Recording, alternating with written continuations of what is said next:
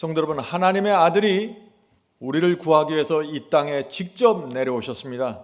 그리스도는 우리의 영웅이십니다. 그리스도께서 우리의 길을 인도하실 것입니다. 주님께서는 여러분에게 영웅이 되십니까? 주께서 정말 우리의 영웅이라면 그분을 생각할 때 우리 마음에 기쁨이 올라옵니다. 미소가 생깁니다. 확신이 생깁니다. 힘이 솟습니다. 우리가 아무리 잘 살고 건강해도 그리스도라는 영웅이 없으면 우리 인생은 패배입니다. 자, 그래서 오늘 이 시간에는 우리가 기쁨의 복음, 감사의 복음으로 가는 네 계단을 살펴보려고 합니다.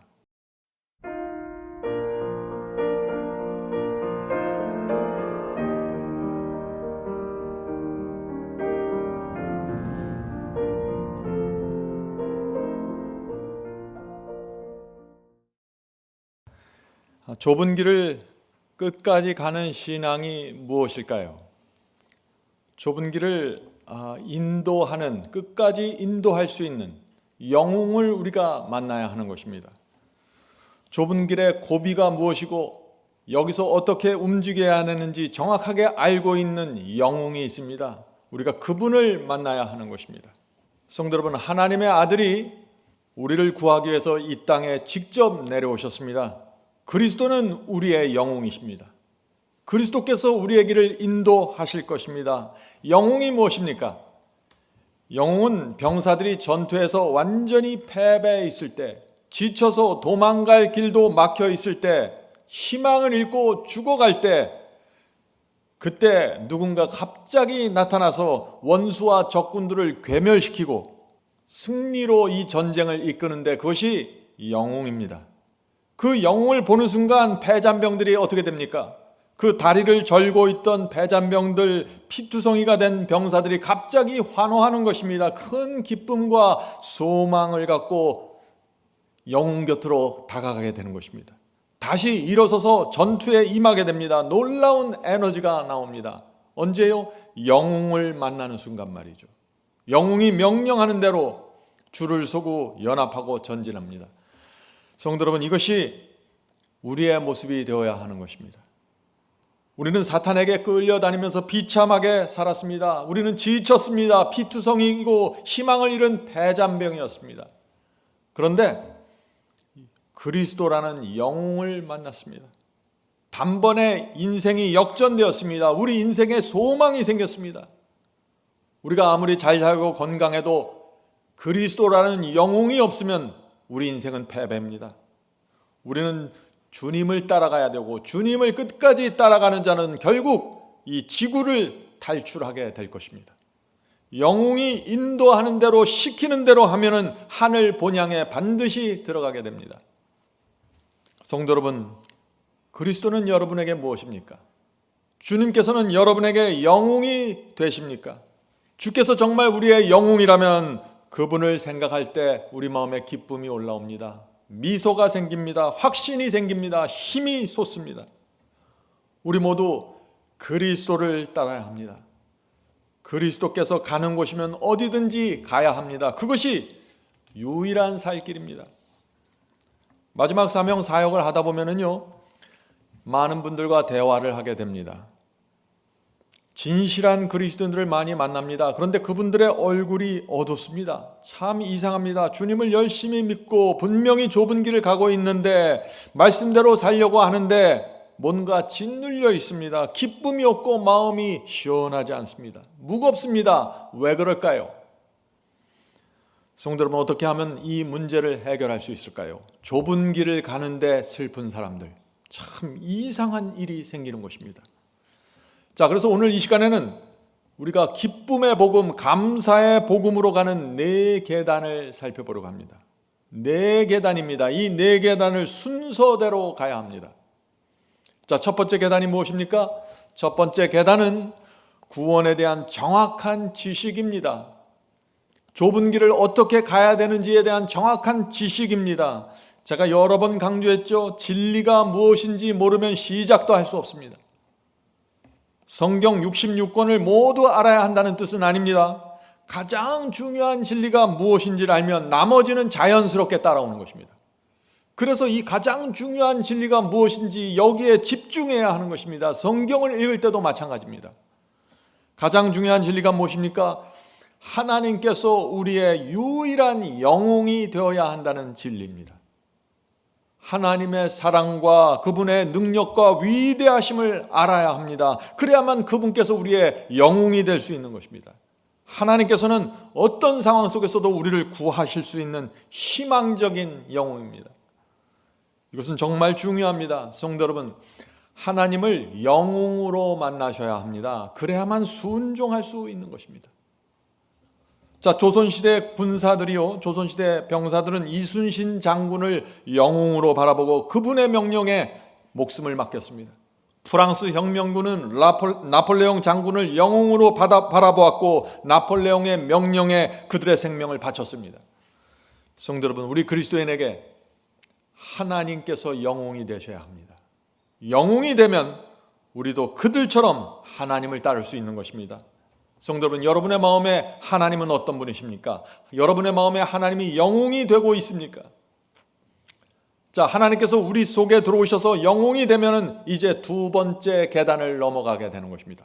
자, 두 번째 계단이 무엇입니까? 두 번째 계단은 믿음입니다. 온 마음을 다해 하나님을 믿게 됩니다. 영웅을 만났는데 믿지 않을 수가 없겠죠. 신뢰하게 되는 것입니다.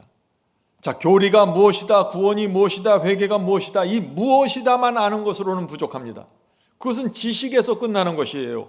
지식대로 살려면 하나님께 대한 믿음이 있어야 되는데 그 믿음은 영웅을 만나야 된다는 것입니다. 성도 여러분, 중요한 포인트입니다. 이것이 하나님이 누구인지 어떤 분인지 알면 알수록 믿음은 확고해집니다. 하나님의 위대함과 사랑과 희생을 알면 하나님이 우리 마음에서 영웅으로 세워지게 되는 것입니다. 그런 사람은 하나님께 대한 믿음이 생기고 신뢰가 생기고 요새처럼 견고한 사람이 되는 것입니다. 하나님께 인생을 맡기게 됩니다. 이 좁은 길의 전쟁에서 이 영웅을 붙잡고 싸우게 되는 것입니다. 자, 첫 번째 계단 무엇이라고 했습니까? 진리에 대한 분명한 지식입니다. 어떤 진리요? 하나님이 어떤 분인가에 대한 진리입니다. 성경 말씀을 통해서 하나님이 누구인지 보아야 하는 것입니다. 자, 두 번째 계단이 무엇이죠? 두 번째 계단은 하나님께 대한 확고한 믿음입니다. 하나님을 만나고 그분이 어떤 분인지 알면 하나님을 믿게 되는 것입니다. 자, 세 번째 계단이 무엇입니까? 세 번째 계단은 순종입니다. 자, 순종을 어떻게 해야 될까요? 진리를 아무리 이해하고 믿는다고 할지라도 순종하지 않으면 진리가 정말 무엇인지 그 맛을 모릅니다. 진리를 피상적으로 겉으로만 알게 됩니다. 이 진리는요, 세상에 있는 지식과는 전혀 다릅니다. 수학과 물리는 머리로만 이해하면 그것을 알 수 있고 어려운 문제를 풀 수 있습니다. 그러나 진리는 다릅니다. 진리는 직접 순종하고 경험해야만 그 의미를 알고 그 가치를 알고 그 내용을 파악하게 되는 것입니다. 자, 이제 오늘 말씀의 중심으로 좀 들어가 보겠습니다. 분명한 사실은 기쁨이 순종보다 먼저 온다는 것입니다. 기쁨이 순종보다 먼저 오는 것입니다. 이 순서가 바뀌면 신앙은 깊은 혼돈 속으로 들어갑니다. 억지가 되는 것이죠. 먼저 하나님을 영웅으로 만나는 기쁨을 가져야 됩니다. 죄와 세속과 좌절 속에서 우리가 배잔병으로 쓰러져 있을 때 주께서 오셔서 나를 따라오면 이 사선을 넘어 탈출할 수 있다고 약속해 주시는 것입니다. 이 약속을 붙잡아야 되는 것입니다. 그때 우리는 영웅을 만나는 것입니다. 그때 우리 마음에 기쁨이 충만해지는 것입니다. 아무런 행함이 없습니다. 아무런 순종이 없었습니다. 그런데 주께서 우리를 받아주시고 우리를 붙잡아 주실 때 기쁨이 생기는 것입니다. 로마서 4장 5절 보겠습니다. 로마서 4장 5절입니다. 로마서 4장 5절. 이를 아니할지라도 경건치 아니한 자를 의롭다 하시는 이를 믿는 자에게는 그의 믿음을 의로 여기시나니. 이 말씀이 무슨 뜻입니까? 경건치 않을지라도 의로 여겨준다는 이 말씀 말이죠. 경건치 않은 삭개오가 있었습니다. 더러운 생애를 살았던 막달라 마리아가 있었습니다. 그들이 주 앞에 나와 죄를 고백했습니다. 주께서 그들을 받아주셨고 용서해 주셨고 그들의 영웅이 되어주신 것입니다. 어떤 일이 생겼습니까? 이 삭개오와 막달라 마리아의 마음속에 놀라운 기쁨이 생겼습니다. 성도 여러분, 하나님을 만난 기쁨이 먼저 오고 그 다음에 믿음이 오는 것입니다. 먼저 주님을 만난 기쁨이 오고 그 다음에 순종이 오는 것입니다. 이것이 삭개오와 막달라 마리아가 경험했던 믿음으로 말미암는 의의 경험입니다. 성도 여러분, 바로 여기서 오늘날 기독교에 문제가 생기게 된 것입니다. 대부분의 사람들이 하나님을 만나지 못했고 기쁨이 없습니다. 그런데 믿으려고 애쓰고 순종하려고 애쓰는 것입니다. 그래서 슬픈 생애를 사는 것입니다. 하나님이 그들의 영웅이 되질 못했습니다. 그런데 하나님을 따르려고 애쓰는 것입니다. 그래서 얼굴이 어둡고 마음이 무거워지는 것입니다. 그런 상태에서 좁은 길을 가려고 하니 신앙이 억지가 될 수밖에 없는 것이죠. 그래서 어떤 사람들은 율법주의로 들어가 버리고 어떤 사람들은 믿기만 하면 구원받는다는 이상한 신앙으로 들어가게 되는 것입니다.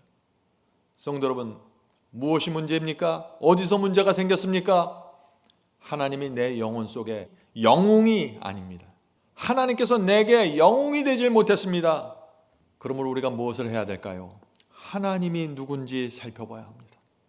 그분의 사랑과 희생과 자비가 무엇인지 살펴보아야 하는 것입니다. 그렇게 하면은, 그것을 알면 하나님께서 내게 큰 영웅이 됩니다. 내 인생을 구원하는 영웅 말이죠. 그렇게 되면 배잔병으로 살아왔던 이 사람의 마음에 기쁨이 생기고 용기가 솟아나게 됩니다. 확신을 갖고 순종의 길을 걸어가게 됩니다. 의의 열매가 이렇게 맺어지는 것입니다. 성도 여러분, 믿음으로 말미암는 이 의의 순서대로 이루어져야 됩니다. 하나님이 먼저 나의 영웅이 되어야 합니다. 거기가 시작점입니다. 그런 사람에게 기쁨이 올라옵니다. 믿음이 생깁니다. 순종하게 됩니다. 이것이 순서입니다. 오늘 이 말씀을 계속해서 제가 강조하게 될 것입니다. 성도 여러분, 그래서 우리의 기도가 이제 이렇게 바뀔 필요가 있는 것입니다. 주여, 제가 의의 경험을 순서대로 할 수 있게 인도해 주시옵소서. 제 눈을 열어주셔서 하나님이 누구인지 보여주시옵소서. 그래야만 제 영혼이 기쁨으로 채워집니다. 하나님을 영웅으로 만나게 해주시옵소서. 영웅을 믿고 따르는 군사처럼 영웅을 만난 기쁨으로 좁은 길을 가게 해주시옵소서. 성도 여러분, 순종 이전에 기쁨이 먼저 옵니다. 하나님께서는 우리에게 기쁨을 주시고 순종하라고 명령하시는 것입니다. 자, 어떻게 기쁨이 먼저 온다고 했습니까? 성경에서 하나님을 보아야 합니다. 성경에서 하나님을 알아야 됩니다. 그런 사람의 마음에는 기쁨의 강이 흐르게 되는 것입니다. 하나님이 얼마나 좋으시고 얼마나 아름답고 얼마나 위대하고 얼마나 나를 사랑하는지, 나를 위해서 희생하는지 그것을 알면 기쁨이 오는 것입니다. 그런 사람들에게 순종의 경험이 오고 순종하게 됨으로써 더 큰 확신과 더 큰 기쁨으로 들어가게 되는 것입니다. 성도 여러분, 이것이 복음을 경험하는 순서입니다. 마태복음 13장 45절 46절 보겠습니다. 마태복음 13장 45절 46절. 이것이 복음을 경험하는 순서입니다. 또 천국은 마치 좋은 진주를 구하는 장사와 같으니 극히 값진 진주 하나를 발견하매 가서 자기의 소유를 다 팔아 그 진주를 사느니라. 자, 어떻게 진주를 산다고 했죠? 그 작은 진주 하나 사겠다고 자기의 소유를 다 판다는 것입니다. 어떻게 이럴 수 있을까요? 우주에서 가장 귀한 진주를 만났기 때문입니다. 하나님을 만났기 때문입니다. 그래서 기쁨으로 자기의 모든 것을 바치게 되는 것입니다. 그리스도인의 삶이 기쁨으로 채워지는 이유가 바로 여기에 있습니다. 성도 여러분, 오해하지 말아야 됩니다. 이 기쁨을 만드는 정확한 방법을 오해하면 안 됩니다. 기쁨은 내가 만들어낸 성취감이 아닙니다. 내가 얼마나 많이 순종하고 얼마나 많이 선을 행했는지 확인할 때 기쁨이 생기는 것이 아닙니다. 기쁨은 100% 하나님께로부터 오는 것입니다. 하나님께서 어떤 분인지, 하나님께서 나를 위해서 어떤 사랑을 하셨고 어떤 희생을 베풀었는지 알기 때문에 내 마음에 기쁨과 감사가 넘치는 것입니다. 하나님께서 나의 영웅이 되신 것입니다. 하나님께서 내 영웅이 되시면 내가 다 집어던지고 기쁨으로 그분을 따르게 되는 것입니다. 그런 사람은 율법에 짓눌릴 수 없습니다. 행복하게 살아갑니다. 유혹이 올 때 확고한 태도로 저항하게 됩니다. 영웅을 만난 사람들입니다. 성도 여러분, 다시 말씀드립니다. 기쁨은 내 상태에 따라 오는 것이 아닙니다. 내가 잘하면 기쁘고 내가 못하면 좌절하는 것이 아니에요. 기쁨이 오는 것은 항상 고정되어 있는데 그것이 어디예요? 하나님이십니다. 내가 아니라 하나님께로부터 기쁨이 오는 것입니다. 제가 이것을 얼마나 강조해야 할까요? 하나님을 바라보면 우리 얼굴에 미소가 되고 기쁨이 생기고 마음이 안정됩니다. 왜 그럴까요? 하나님을 알기 때문입니다. 하나님의 성품을 아는 것입니다. 하나님께서는 용서하실 때 기쁨으로 용서해 주신다는 것을 내가 아는 것입니다. 하나님의 용서는 억지가 아닙니다. 짜증내면서 봐주는 분이 아니에요. 당자가 회개하고 아버지께 돌아왔을 때 아버지의 모습이 무엇이었습니까? 기뻐서 춤을 추면서 아들을 용서해 주었습니다. 하나님의 그 모습을 알기 때문에 우리 마음에 감사와 기쁨이 넘치는 것입니다. 성도 여러분, 기쁨은 우리에게 나오는 것이 아닙니다. 기쁨은 내 퍼포먼스와 내 행함에 의해서 결정되는 것이 아닙니다. 오늘 내가 순종을 잘했기 때문에 기쁨이 오고 뭔가 잘 안 되면 기쁨이 사라지는 것, 마음이 무거워지는 것, 그런 것이 아닙니다. 그런 식으로 신앙을 하면은요, 신앙이 계속해서 엎치락뒤치락하게 되는 것입니다. 다시 말씀드립니다. 기쁨은 저와 여러분의 선함이나 행함에 의해서 결정되는 것이 절대 아닙니다. 기쁨은 하나님을 알기 때문에, 하나님의 마음을 내가 알기 때문에 생기는 것입니다. 나를 구원하고자 하는 그 하나님의 마음 말이죠. 하나님의 결정과 하나님의 행함과 하나님의 희생을 알기 때문에 내 마음에 기쁨이 넘치는 것입니다. 그래서 데살로니가전서 5장 18절에 이 말씀이 있습니다. 데살로니가전서 5장 18절. 범사에 감사하라. 이것이 그리스도 예수 안에서 너희를 향하신 하나님의 뜻이니라. 성도 여러분, 감사와 기쁨이 하나님의 뜻입니다. 분명합니다. 하나님께서 이것을 당신의 뜻이라고 말하신 이유는 하나님을 바라보면, 하나님을 알면 감사가 나오고 기쁨이 생길 수밖에 없기 때문입니다. 그런데 교회를 다니는 너무나 많은 분들이 실망하고 좌절합니다. 왜 그럴까요? 자신을 보면서 좌절하는 것입니다. 내게 충분한 선이 없다고 느끼는 것입니다. 그래서 자꾸 슬퍼하는 것입니다. 이제 그런 신앙을 내려놓으셔야 됩니다. 그런 신앙으로는 좁은 길을 갈 수 없습니다. 하나님을 바라보십시오. 하나님을 알면 하나님께서 나를 위해서 무엇을 하셨고 지금 나를 위해서 어떻게 하시는지 알면 내 마음에 기쁨이 생기고 감사가 생기는 것입니다. 그런 사람에게는 하나님께서 영웅이 되시고 나는 영웅을 따르는 군사가 되는 것입니다. 이것이 복음입니다. 복음은 아주 단순합니다. 자, 신앙의 첫 번째 계단 무엇이라고 했어요? 진리에 대한 지식입니다. 어떤 지식이요? 하나님이 어떤 분인지 아는 지식입니다. 이것이 중요합니다. 하나님께서 나를 위해서 어떤 결정을 하셨는지에 대한 지식입니다. 그것을 알면은 하나님께서 내게 영웅이 되시는 것입니다. 하나님께서 왜 내 영웅이 되는지 알기 위해서 성경을 공부하는 것입니다. 그래서 예언을 공부하는 것입니다. 바이블 칼리지는 하나님을 여러분의 영웅으로 만드는 성경 연구 과정입니다. 반드시 공부하시길 바랍니다. 자, 신앙의 두 번째 계단 무엇이라고 했습니까? 믿음입니다. 하나님께서 내 영웅이 되면 믿음은 당연한 것입니다. 영웅을 믿지 못하는 군사는 없습니다. 하나님께서 내 영웅이 되면 백절불굴의 용기가 납니다. 패배주의에서 벗어납니다. 내 심령 속에 기쁨의 강이 흐르게 됩니다. 하나님을 알기 때문에, 믿기 때문에 기쁜 것입니다. 내 영혼에 기쁨의 강이 흐르면은 그 사람은 순종의 길을 걸어가게 됩니다.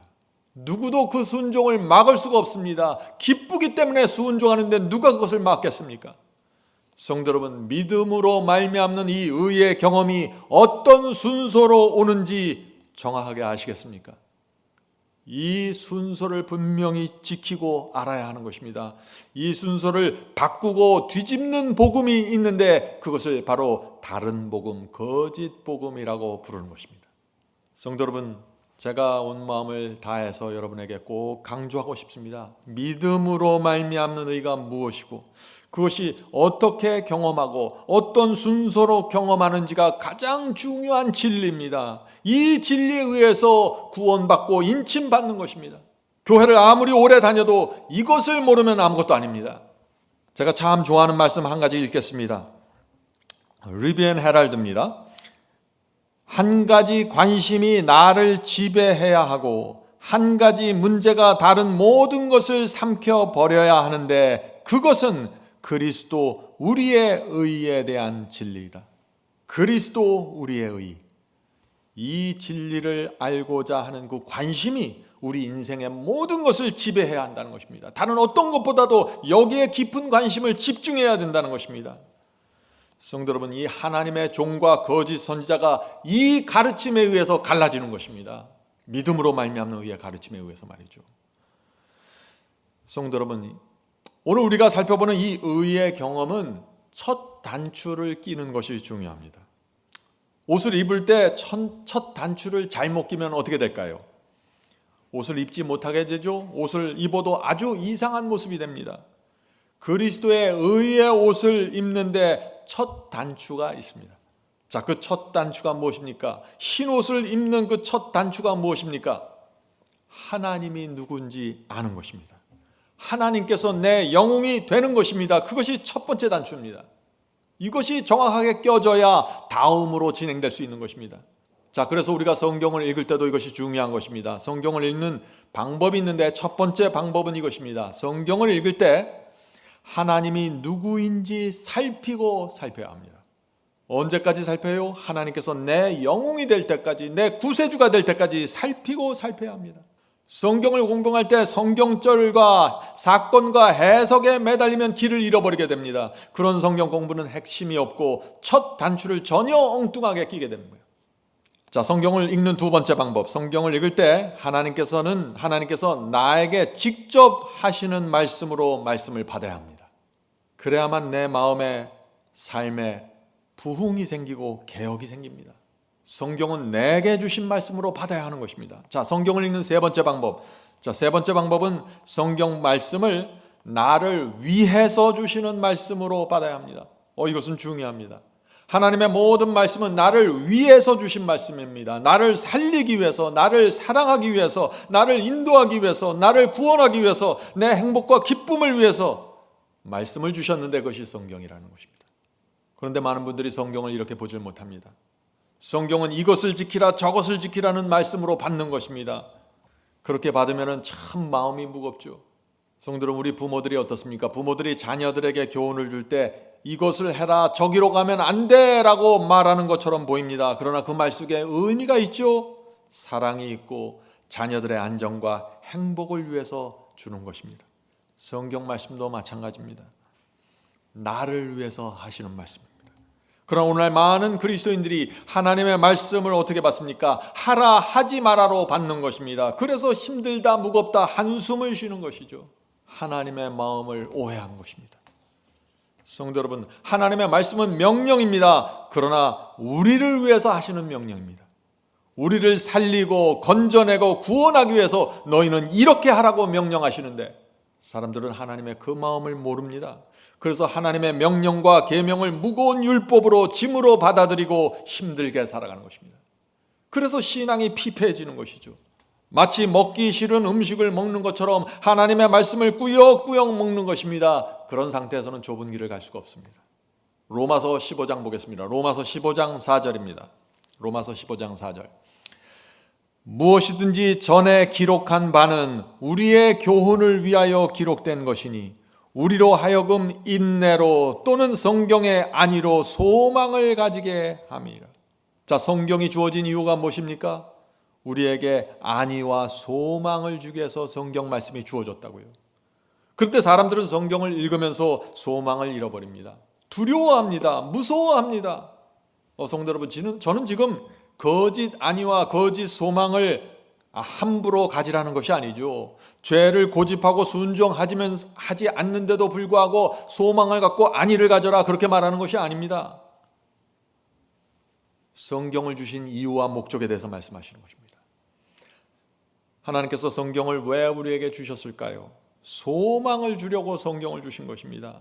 철없던 그 요셉이 놀라운 믿음의 용사로 성장하는 그 모습을 보면서 너희도 소망을 가지라고 주신 것입니다. 바벨론의 포로로 잡혀간 이 소년 다니엘이 위대한 그리스도인으로 성장하는 모습을 보여주면서 희망을 가지라고 성경을 주신 것입니다. 성도 여러분, 성경을 읽을 때 희망의 눈으로 보아야 합니다. 연약하고 소심하고 괴팍한 사람을 하늘로 인도할 수 있는 말씀, 천사들과 함께 살 수 있는 성도로 변화시키는 말씀, 그 말씀으로 희망을 갖고 성경을 보아야 하는 것입니다. 성경은 희망의 책입니다. 십계명도 희망입니다. 우리를 살리기 위해서 주신 말씀입니다. 물론 때때로 하나님께서 우리의 죄를 지적하십니다. 우리의 죄를 지적하시고 책망하십니다. 그때 우리 속에 고통이 생깁니다. 그러나 그럴 때일지라도 하나님의 심정을 알아야 합니다. 하나님이 왜 그렇게 책망하고 책망하는지 말이죠. 하나님께서 어떤 분인지 알면은 죄를 지적받을 때라도 소망을 붙잡습니다. 십자가 앞에 가서 죄를 버리고 다시 일어서게 됩니다. 하나님을 알면 절대 절망하지 않습니다. 성도 여러분, 자기의에 빠지면 안 됩니다. 내가 이만큼 순종했고, 내가 이만큼 계명을 지켰다, 내가 이만큼 의를 가졌다, 바리새인의 정신입니다. 이런 신앙으로 가면 소망이 없습니다. 그런 신앙에 들어가면 기쁨도 없습니다. 율법과 계명의 거울 앞에 날마다 설 때마다 좌절하게 됩니다. 자기를 기만하지 않는 한, 자기를 스스로 속이지 않는 한 정죄에서 빠져나오지 못하게 됩니다. 어떤 신앙에서요? 율법적인 신앙, 바리새적인 신앙에서 말이죠.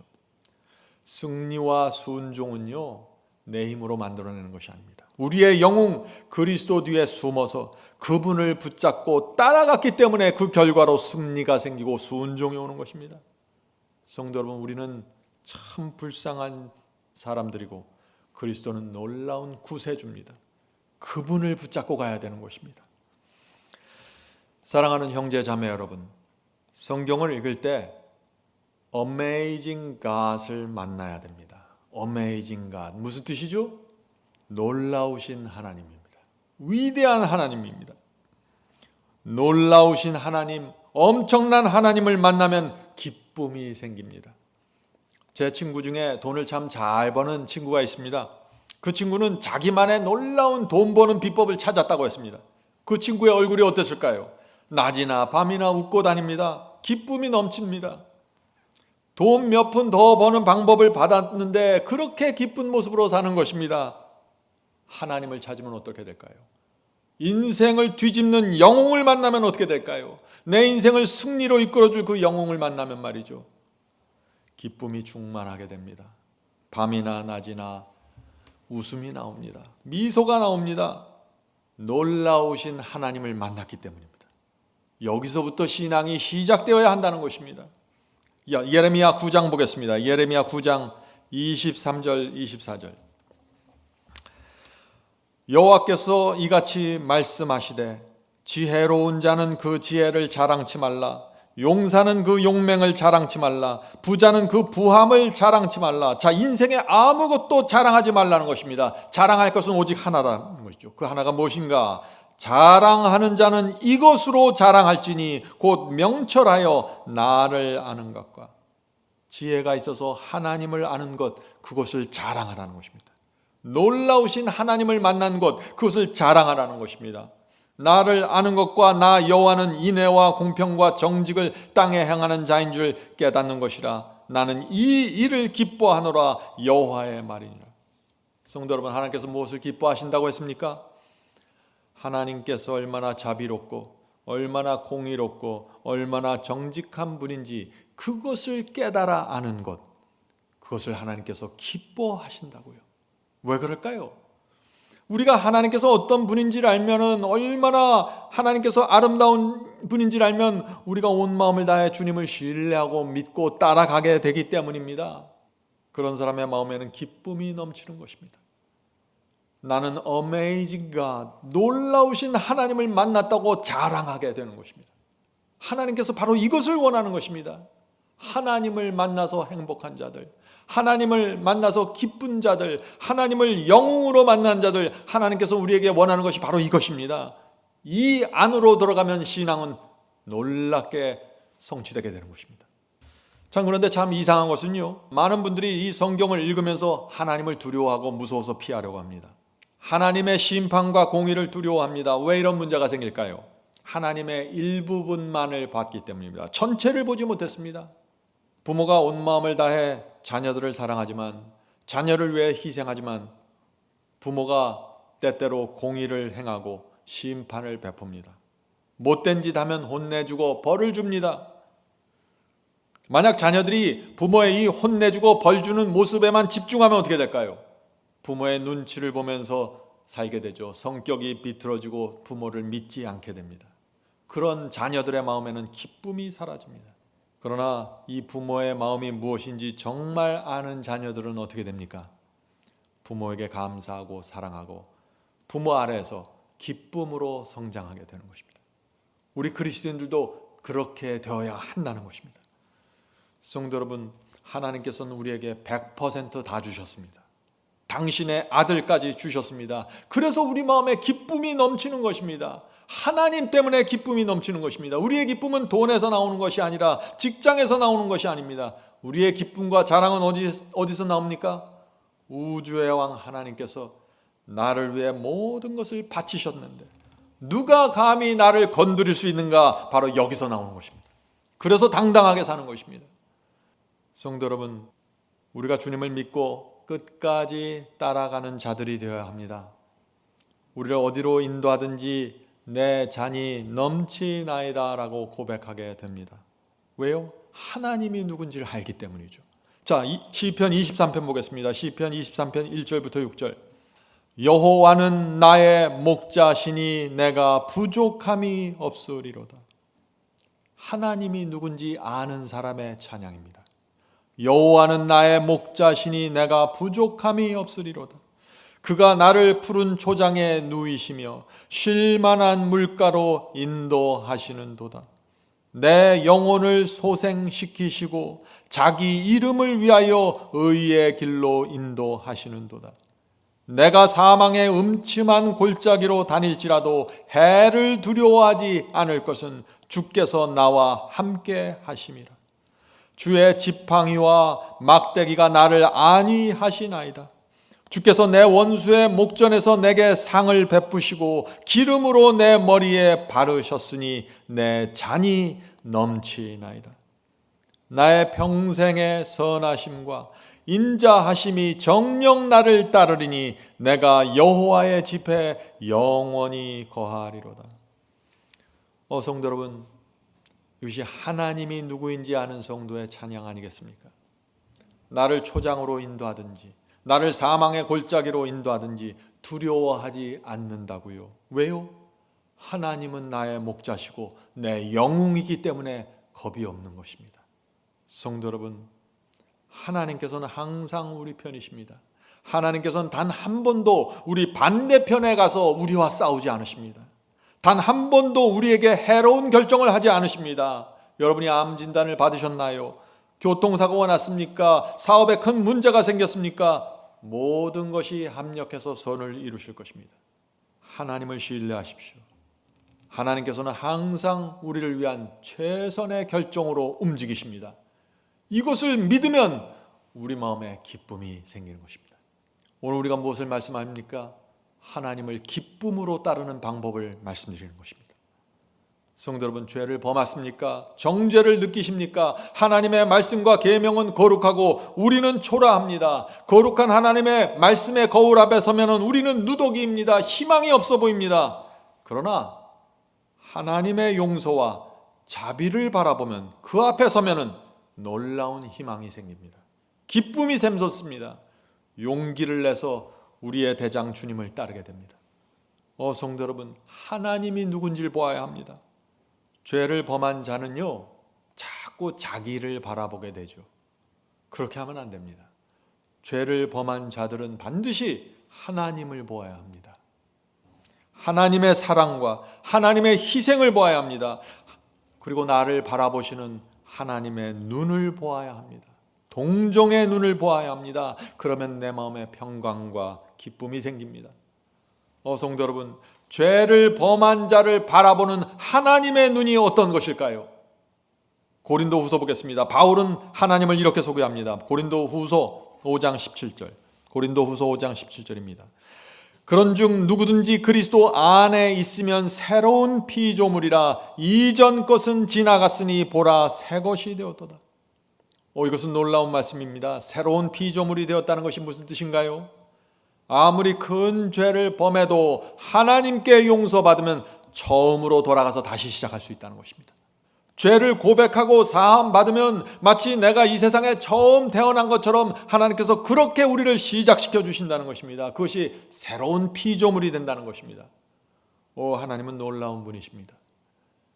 용서를 우리가 받으면은요, 하나님께서 다시 그 죄를 들춰내서 따지고 괴롭히는 분이 아닙니다. 하나님께서는 새로운 피조물처럼 우리를 대하십니다.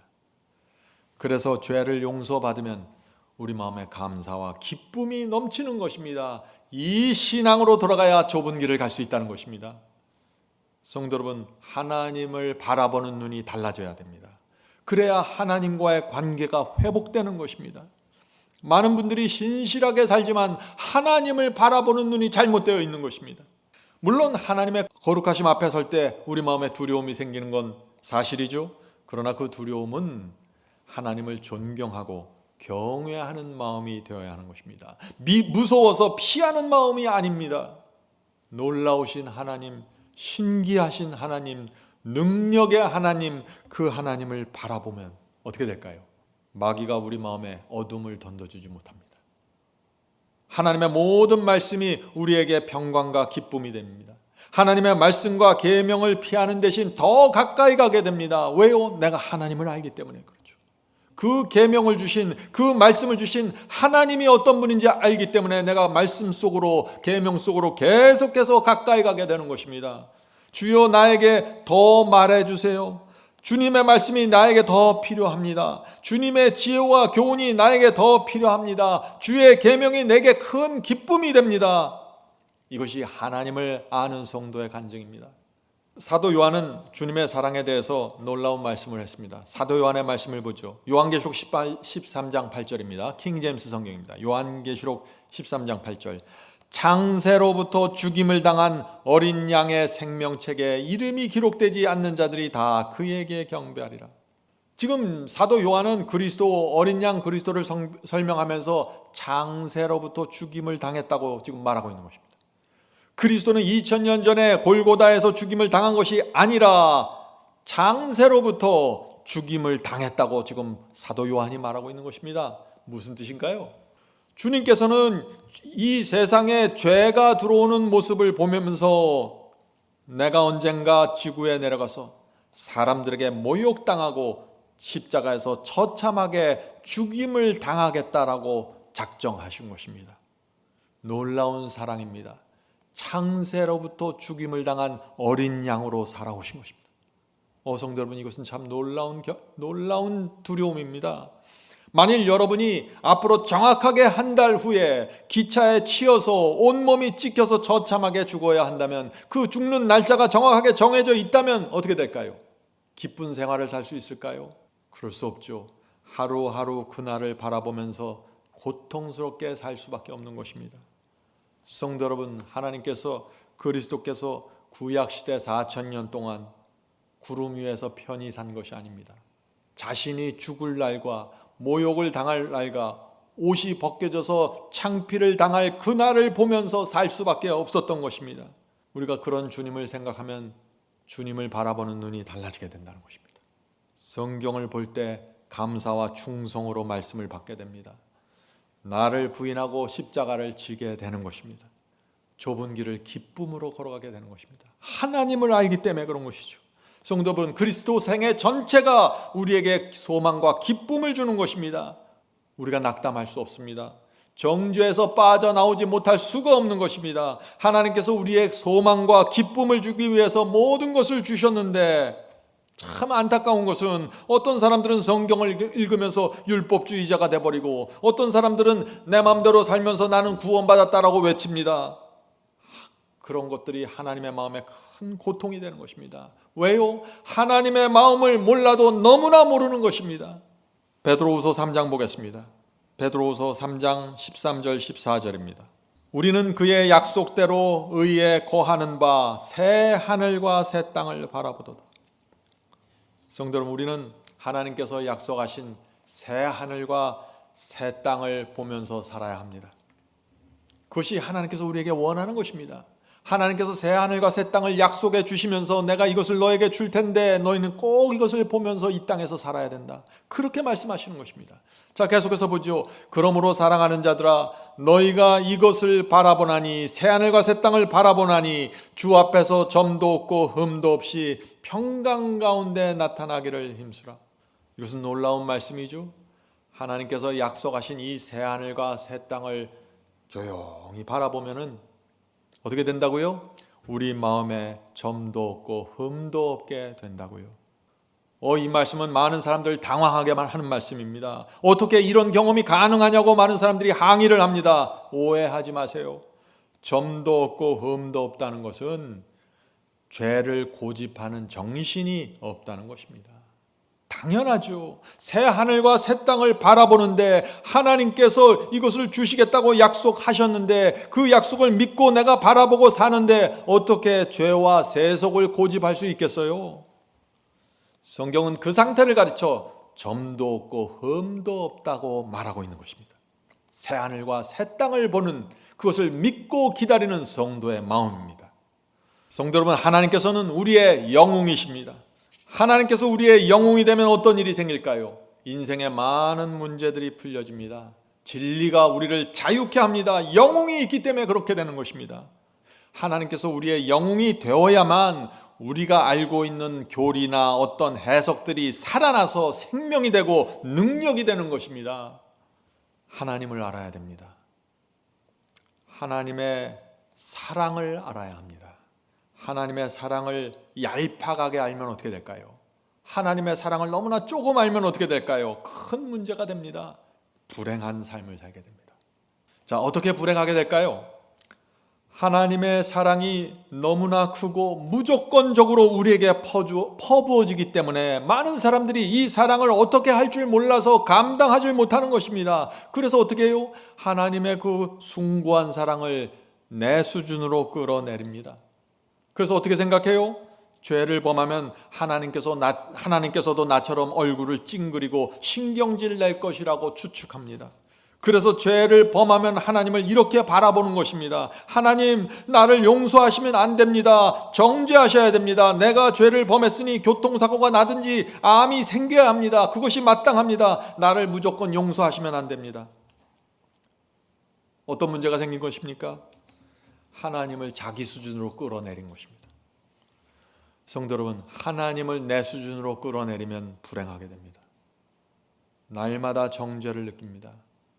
열심히 선을 행하고 의로운 삶을 살려고 해도 오히려 정죄를 받고 고통을 당하게 될 것입니다. 왜요? 하나님을 믿지 못하는 것입니다. 하나님은 나 같은 분이니까. 여러분이 선한 행위에서 기쁨을 찾고 만족을 얻으려고 하면은, 여러분의 순종에서 행함에서 기쁨을 얻고 만족을 얻으려고 하면은 그것은 아직 여러분이 하나님을 모른다는 증거입니다. 성도 여러분, 하나님을 모르면 둘 중 하나가 됩니다. 하나님을 모르면 둘 중 하나에 빠져요. 율법주의에 빠져서 날마다 정죄당하든지 아니면 방탕주의에 빠져서 말씀과 상관없이 살아가게 됩니다. 둘 중 하나입니다. 그러나 하나님의 말씀을 알면, 하나님이 누군지를 알면, 하나님이 영웅이라는 사실을 내가 받아들이면 기쁨이 생기고 소망이 생깁니다. 죄를 범하면 용서에 대한 희망을 품고 주님께 달려가게 됩니다. 하나님을 영웅으로 받들고 따르게 됩니다. 성도 여러분, 그런 사람들은 하나님께 올인하게 되기 때문에 이 세상을 나그네로 살아가게 됩니다. 날마다 천국 도성의 문을 열어보는 꿈을 꾸면서 삽니다. 죄와 세상을 버리게 됩니다. 이것이 성경이 말하는 진짜 신앙이고 복음입니다. 성도 여러분, 오늘 제가 나눈 이 복음의 순서, 경험의 순서, 믿음으로 말미암는 의로 들어가는 이 경험의 순서를 잘 기억하시길 바랍니다. 자, 이제 말씀을 마칩니다. 하나님의 사랑이 우리에게 얼마나 더 퍼부어져야 정신을 차리게 될까요? 얼마나 많은 은혜를 받아야만 우리가 이렇게 고백하게 될까요? 주여, 이 죄인을 용서하여 주시옵소서. 이제 주님께 가겠습니다. 더 이상 저항하지 않겠습니다. 이제 무릎 꿇겠습니다. 성도 여러분, 하나님을 신뢰하십시오.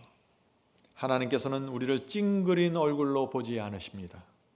자비로운 얼굴, 불쌍히 여기는 얼굴, 안타까운 얼굴로 우리를 항상 보십니다. 우리를 향한 하나님의 얼굴은 하나입니다. 하나님의 얼굴은 하나예요. 하나님은 두 얼굴을 가진 분이 아니에요. 이런 얼굴 했다 저런 얼굴 했다는 분이 아닙니다. 우리를 위해서 모든 것을 던지셨는데 어떻게 두 얼굴로 우리를 대하시겠어요? 하나님을 신뢰해야 됩니다. 그러나 많은 분들이 이런 생각을 갖고 신앙을 합니다. 참 안타까운 생각이죠. 나는 열심히 노력해서 착하게 살고 선을 행하면서 살 것입니다. 그러나 나중에 심판대 앞에 서면 결과는 장담할 수 없습니다. 왜냐하면 나는 나쁜 짓을 많이 했기 때문이죠. 내가 할 수 있는 것은 열심히 예배드리고 헌금 내는 것입니다. 나머지는 하나님께 맡길 뿐입니다. 성도 여러분, 이런 신앙이 무슨 신앙이에요? 우상 숭배자들의 신앙입니다. 이런 신앙이 불교의 신앙이고 우상을 섬기는 신앙입니다. 나를 구원하기 위해서 모든 것을 바치고 희생한 영웅이 빠져있는 신앙입니다. 믿지 못하는 신앙입니다. 우상을 섬기는 사람들은 공양미를 바쳐야 하고 3000배 절을 해야 합니다. 왜요? 불안해서입니다. 결과를 장담할 수 없기 때문에 자꾸 내가 선과 공로를 만들어내려고 애쓰는 것입니다. 성도 여러분, 하나님께 가십시오. 하나님께 용서가 있고 하나님께 자비가 있고 하나님께 인생의 답이 있습니다. 하나님께 모든 것이 있습니다. 하나님은 우리의 영웅이십니다. 하나님께서 우리를 들쳐업고 이 지구를 탈출하실 것입니다. 그분을 붙잡고 그분을 놓지 않아야 되는 것입니다. 이제 더 이상 어둡고 답답한 신앙에서 벗어나십시오. 하나님이 계시는 한 우리 그리스도인의 마음속에 기쁨이 사라질 수 없습니다. 하나님께서 새하늘과 새 땅을 약속하셨습니다. 그 약속을 바라보면 우리 마음에 기쁨이 생기고 소망의 강이 흐르게 됩니다. 그 강이 흐르면은 이 세상과 죄는 멀어지게 됩니다. 아주 멀어집니다. 순종의 길을 가게 됩니다. 성령께서 우리 마음에 기쁨의 문을 열어주시길 제가 간절히 바랍니다. 하늘에 계신 저희들의 아버지, 저희가 이제 더 이상 영웅이 없는 신앙을 하고 싶지 않습니다. 하나님께서 우리의 영웅이 되셔야 합니다. 주여, 저희 마음속에 구세주 영웅으로 임하셔서 저희 마음이 기쁨으로 충만할 수 있도록 도와주시고 더 이상 불안하지 않고 염려하지 않고 영웅이신 하나님 뒤에 숨어 이 길을 갈 수 있도록 도와주시옵소서. 하늘에 계신 아버지, 오늘 저희가 나눈 이 복음의 순서, 경험의 순서를 늘 마음에 담고 살 수 있도록 도와주시옵소서. 먼저 하나님을 만나기를 소원합니다. 하나님께서 어떤 분이시고 어떤 사랑이고 어떤 은혜고 어떤 능력이 되신다는 사실을 우리가 마음에 담을 수 있도록 도와주시옵소서. 거기서부터 저희의 생애가 변화됩니다. 거기서부터 기쁨이 나오고 거기서부터 생명이 나옵니다. 주여, 성령을 통해서 진리가 무엇인지 가르쳐 주시옵소서. 믿음으로 말미암아 의롭게 되는 경험이 저희 생애 속에서 반드시 이루어질 수 있도록 성령께서 인도하시고 역사해 주시옵소서. 오늘 이 시간에 저희 성도들 가운데 어려운 분들이 많습니다. 병 걸린 분들, 아픈 분들, 또 경제적으로 고통당하는 분들, 주께서 기억하시고 도와주시고 보살펴 주시고 위로해 주시옵소서. 필요한 것들을 공급해 주시옵소서. 이 모든 말씀 예수님의 이름으로 간절히 기도드립니다. 아멘.